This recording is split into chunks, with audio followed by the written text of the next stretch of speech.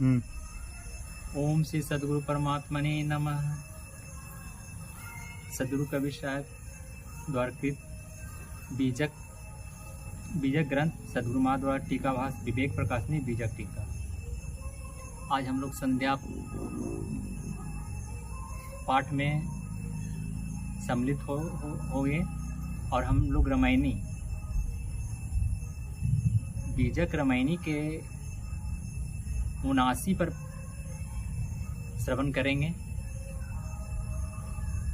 रामायणी 79। बढ़वत बड़ी घटावत छोटी, परखत खरी पर खावत खोटी। केती कहो कहाँ लव कही, औरो कहो परे जो सही। कहे बिना मुई रहन जाई, बिरही ले ले कुकुर खाई। शब्दार्थ: खारी सत, खोटी असत, सही प्रमाणिक, बिरही ओढ़नी रोटी विशेष, एक तरह की कचौड़ी। कुकुर कुत्ता, अज्ञानी, विषयी जीव। भावार्थ: सदगुरु कबीर साहब के इस पद का भावार्थ करते सदगुरु माँ कहते हैं, भूख, निद्रा, वासना, मोह आदि बढ़ाने से बढ़ते हैं और घटाने से कम हो जाते हैं। शरीर, संसार, वासना, तृष्णा आदि स्वयं परखने से सत सुखदायी प्रतीत होते हैं और ज्ञानी संतों के द्वारा परखाने पर असत दुखदायी सिद्ध होते हैं। कितना कहूँ, कहाँ तक कहा जाए। यदि तुम्हें सही समझ पड़े तो और कहूँ। जीवों को दुखी देखकर कहे बिना मुझसे रहा नहीं जाता। विषयी अज्ञानी कुकुरतुल, जीव स्वादिष्ट परंतु अपकारी बेड़ीतुल विषय भोगों को लेकर भोग रहा है। साखी: खाते खाते युग गया, बहुरी न चेतो आग। कहे कबीर पुकार के, जीव अचेते ही जाओ। भावार्थ: सदगुरु कबीर साहब की साखी का भावार्थ करते सदगुरु माँ कहते हैं, संसारिक विषय भोगों को भोगते भोगते युगों बीत गए, फिर भी ये जीव सदगुरु की शरण में आकर तुम होश नहीं करते। सदगुरु कबीर साहब पुकार कर कहते हैं, यह जीव अज्ञान में मूर्छित ही दुनिया से चला जाता है। विशेष में सदगुरु माँ कहते हैं, विषय भोगों की वासनाओं का त्याग करने में तुम सक्षम हो। तुम्हारे बढ़ाने से ही ये बढ़े हैं, अगर तुम्हारे घटाने से घट जाएंगे। विषय भोगों को भोगते हुए अनंत युग बीत गए, परंतु आज भी तृप्ति नहीं हुई। विषय भोग की वासना काल का फंदा एवं आवागमन का हेतु है, अतः इसका त्याग कर सत्य स्वरूप की पहचान करना ही श्रेयस्कर है। रामायणी 80। बहुतक साहस करो जी अपना, तेहि साहब से भेंट न सको। खरा खोट जिन नहीं पर खाया, चाहत लातिन मूल गमाए। शब्दार्थ: साहब स्वामी परमात्मा, खरा सत, खोटी असत। भावार्थ: सदगुरु कबीर साहब के इस पद का भावार्थ करते सदगुरु माँ कहते हैं, तुम अपने पुरुषार्थ का बहुत साहस उपयोग करो, तब भी उस परमात्मा से स्वप्न में भी भेंट नहीं होगी। जिन्होंने ज्ञानी सतगुरु संतों से सत्य असत की पहचान नहीं कराई, जिन्होंने ज्ञानी सदगुरु संतों से सत्य असत की पहचान नहीं कराई, वे मूल आत्मस्वरूप के विचार को ही गवा बैठे। समझू न पड़ली पातरी मोटी, ओची गाठ सवे बहु खोटी। कहे कबीर के तैयो खोए, जब चलियो जिजी आशा तोड़ी। शब्दार्थ: पात्री, जिन्नी, माया, मान, सम्मान, ईर्ष्या, द्वेष आदि और सूक्ष्म कान आदि। शरीर मोटी माया, स्त्री, पुत्र, धन दौलत, विषय भोग और स्थूल शरीर। ओछी तुच्छ संसारिक आशा, कामना वासना, लोभ मोह, खोटी मिथ्या, असत व्यर्थ, खोरी दोष, झीझी झीना सूक्ष्म। भावार्थ: सदगुरु कबीर साहब के इस पद का भावार्थ करते सदगुरु माँ कहते हैं, झीनी मोटी माया एवं अपने से अलग सूक्ष्म स्थूल शरीर भी लोग समझ नहीं पाए। जब तक अंदर में तुच्छ दोष दुर्गुणों, काम क्रोध लोभ मोह मद मत्सर आदि की गांठ है, तब तक सभी साधन भजन व्यर्थ हो जाते हैं। सदगुरु कबीर साहब कहते हैं, उस समय किसको दोष दोगे जब स्त्री पुत्र धन आदि की सूक्ष्म आशा त्याग कर हताश होकर दुनिया से चलोगे। साखी: झिझी आशा में लगी रहे, ज्ञानी पंडित दास, पार न पावे बाबरे, भ्रमित रे उदास। शब्दार्थ: झिझी झीना सूक्ष्म, ज्ञानी शास्त्रज्ञ, पंडित विद्वान, जाति श्रेष्ठ, दास भक्त। भावार्थ: सदगुरु कबीर साहब की साखी का भावार्थ करते सदगुरु माँ कहते हैं, स्त्री पुत्र धन मान सम्मान स्वर्ग देव आदि की अनेक आशाओं में तथाकथित ज्ञानी पंडित दास सभी लगे रहते हैं। अतः ये बाबरे लोग आवागमन एवं दोष दुख से पार नहीं पाते और दुखी होकर संसार चक्र में भटकते फिरते हैं। विशेष में सदगुरु माँ कहते हैं, कितना भी प्रयत्न करो परंतु सच्चे सद्गुरु के शरणापन हुए बिना परमात्म प्राप्ति संभव नहीं। सद्गुरु से सत्य असत का परिचय पाए बिना मोटी छिन्नी माया का जाल भी समझ नहीं पड़ा था। जब तक अंदर में दोष, दुर्गुण, तृष्णा, वासना है तब तक साधन सफल नहीं होता। अतः समस्त आशाओं, आसक्तियों को त्याग कर ज्ञानी संतों के शरण सत्संग में जाओ। रमैनी 81। दो चरित्र सुनो भाई, देव चरित्र सुनो भाई, जो ब्रह्मा सो दियो न सहाय। पूजो कहो मंदोदरी तारा, जय जेठ सरदार लगवारा। सुरपति जाय अहिल्या छरी, सुरगुर घरनी चंद्रमय हरि। कहे कबीर हरि के गुण गाया, कुंता करण कुबार ही जाया। शब्दार्थ चरित्र आचरण ध्येय पुत्री को लगवारा उत्पत्ति 4 पुरुष, सुरगुरु देवताओं का गुरु बृहस्पति, घरनी स्त्री। सद्गुरु कबीर साहब के इस पद का भावार्थ करते सदुमा कहते हैं, हे भाई देवताओं का चरित्र तो सुनो। जो सृष्टिकर्ता ब्रह्मा थे वे अपनी पुत्री के साथ भ्रष्ट हुए।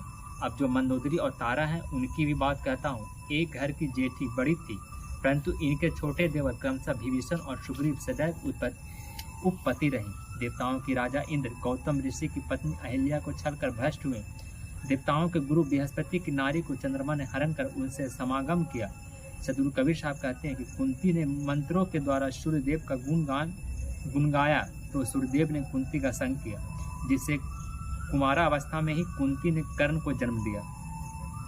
अंतकथा ब्रह्मा के बारे में अंतकथा कहते हुए सद्गुरु समझाते हैं। श्रीमद् भागवत 3 स्कंद अध्याय 12 के अनुसार ब्रह्मा जी अपनी पुत्री को देखकर विकार युक्त हुए। मत्स्य पुराण के अनुसार भी ब्रह्मा जी अपने ही शरीर से उत्पन्न अपनी कन्या पर मोहित हो गए। शिव पुराण संख्या 2 खंड 2 के अनुसार भी सृष्टि के प्रारंभ में संध्या नाम की अपनी कन्या पर मुग्ध होकर ब्रह्मा जी ने धर्म विरुद्ध कर्म किया। ऐत्रेय ब्रह्म में 13 के 9 के अनुसार ब्राह्मण ने अपनी पुत्री उषा के साथ अनुचित कर्म किया। स्कंद पुराण 2 के 3 अंक 40 के अनुसार बाघ नाम अपनी पुत्री में विकार भाव से प्रवृत्त हुए। मंदोदरी ये रावण की पत्नी थी। इनकी गणना 5 कन्याओं में होती है। ये समझदार और पतिव्रता थी, फिर भी अपने पति रावण को पर स्त्री लोलुपता से नहीं बचा सकी और स्वयं भी अपने पति रावण की मृत्यु के बाद देवर विभीषण को पति के रूप में वरण कर ली। तारा ये राजा बाली की पत्नी थी, जो बाली की मृत्यु के बाद अपने देवर सुग्रीव को पति रूप में स्वीकार कर ली। शूरपति इंद्र गौतम ऋषि जब स्नान करने गए तब इंद्र ने गौतम ऋषि का रूप धारण कर उनकी पत्नी अहिल्या के साथ रमन किया। गौतम ऋषि जब स्नान करके लौटे तब वस्तु स्थिति को जानकर दोनों को साथ दिया। यह कथा ब्रह्म पुराण खंड गौतमी महात्म्य 8 के 36 में, ब्रह्म पुराण खंड 1 के अध्याय 56 में, वाल्मीकि रामायण बालकांड सर्ग 48 में और अध्यात्म रामायण बालकांड सर्ग 5 में विभिन्न रूपों में है। अहिल्या वृद्धा अशोक की पुत्री एवं गौतम ऋषि की पत्नी थी। इंद्र ने छल से इन्हें भ्रष्ट किया। फलतः गौतम ऋषि ने इनका त्याग कर दिया और शाप देकर पत्थर के रूप में परिवर्तित कर दिया। श्री राम ने अपने चरण धूल से इन्हें शाप मुक्त किया। चंद्रमा ने अपने गुरु बृहस्पति की पत्नी तारा का हरण कर उनसे समागम किया और बुध को जन्म दिया। इसकी कथा मत्स्य पुराण 32 में, पद्म पुराण खंड 1 अध्याय 12 में, विष्णु पुराण अंश 4 के 6 में तथा देवी भागवत स्कंद 1 के 11 में है। कुंती ए सूरसेन की पुत्री थी। इन्हें कुंती भोज ने गोद लिया, इसलिए इनका नाम कुंती पड़ा। इनका विवाह राजा पांडु से हुआ था। उन्होंने दुर्वासा जी को अपनी सेवा से प्रसन्न कर उनसे आकर्षण मंत्र पाया था। मंत्र की परीक्षा के लिए कुंती ने एकांत में मंत्र से सूर्य देव का आवाहन किया। सूर्य देव आए और कुंती पर मुग्ध होकर उनसे संबंध किए। फलतः कर्ण का जन्म हुआ। यह कथा महाभारत आदि पर्व अंक अध्याय 57 67 में तथा देवी भागवत स्कंद 2 के 7 में है। विशेष देवताओं के भरोसे, सद्गुरु मां विशेष में कहते हैं, देवताओं के भरोसे मत बैठे रहो। ये स्वयं कमजोर आचरण के हैं, इनसे तुम्हारा उद्धार नहीं हो सकता। अतः इन सभी की आशा त्याग कर भजन साधन करो, वासनाओं पर विजयी होकर प्रभु का सच्चा बंदा बनो।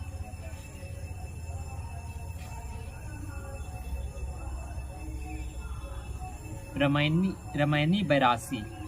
सुख के वृक्ष एक जग उपाया, समझो न पड़ली बिखाई कुछ माया। छौ छतरी पतरी जुग चारी, फल दुई पाप पुण्य अधिकारी। शब्दार्थ वृक्ष संसार उपाया उत्पन्न किया। छौ छतरी छह शाखा, काम क्रोध लोभ मोह मत मत्सर। पत्री पत्ते अनंत, वसनाएं जुग युग। भवार्थ माया ने आत्मबोध, सदगुरु कबीर साहब इस पद का भवार्थ करते सदगुरु कहते हैं, माया ने आत्मबोध से च्युत करने के लिए संसार को एक सुख वृक्ष की तरह उत्पन्न किया। विषय व माया में आसक्त होने के कारण लोगों को माया का यह जाल कुछ भी समझ न पड़ा। इस वृक्ष की काम क्रोध लोभ मोह मत मत्सर छह शाखाएं हैं। इनकी असीमित वासनाएं इनके पत्ते हैं, जिनमें चारों युग से प्राणी मुग्ध होकर इसके पाप पुण्य रूपी दो फलों के अधिकारी बनते हैं। स्वाद अनंत कछु बरनी न जाए, करी चैत्य जो तीके माई। नटवट साजा साजिया, जो खेले सो देखे वाजिया। मोहा बपरा जुक्त न दीठा, शिव शक्ति विरंची नहीं पेखा। शब्दार्थ तिरिय स्त्री के, माया के, नटवट नट के समान, साजा सामग्री साधन भोग साजिया संग्रह किया, जोड़ा वाजिया कुवाजी, दुख दुर्दशा नरक रुद्र पेखा देखा। भवार्थ सदगुरु कबीर साहब के इस पद का भवार्थ करते सदगुरु कहते हैं, भोगा आसक्ति के कारण इस संसार बीच में अनंत स्वाद प्रतीत होते हैं, जिसका कुछ भी वर्णन नहीं किया जा सकता। अतः प्राणी उसी माया में आचरण भोग करते रहते हैं। नट के समान लोग मिथ्या भोगों के साधन जोड़ते हैं, और जो संसार के भोगों को खेलते भोगते रहते हैं, वे माया की बाजियां दुख दुर्दशा पतन प्रारंभ नरक रुद्र भी देखते हैं। बेचारा जीव माया के मोह में मोहित है, इसलिए माया के फंदे से छूटने की युक्ति नहीं देखा। शिव शक्ति ब्रह्मा भी माया के जालों को देखकर उससे मुक्त होने का उपाय न जान सके। शाकी पर्दे चली गई, समझ पड़ी नहीं वाणी। जो जाने सो वाच ही, नहीं तो हो सकल की हानि। शब्दार्थ पर्दे आवरण भ्रम मोह वाणी स्वभाव। भावार्थ सदगुरु कबीर साहब की साखी का भावार्थ करते सदगुरु माँ कहते हैं, माया जन मोह एवं भ्रम के आवरण में ही प्राणियों की आयु नष्ट हो गई। लोगों को माया का स्वभाव समझ नहीं पड़ा। जो माया के फंदों को जानेगा वही माया से बच सकेगा, नहीं तो सबकी हानि हो ही रही है। विशेष सदगुरु कहते हैं, माया के जालों को पहचान कर सावधान हो। सतत जागरूकता एवं सदगुरु उपदेशों का सदैव मनन ही इसका उपाय है। माया में मुग्ध प्राणी कदापि सुखी नहीं हो सकता। माया का स्वभाव है कि वह अपने से प्रेम करने वालों का नाश करती है।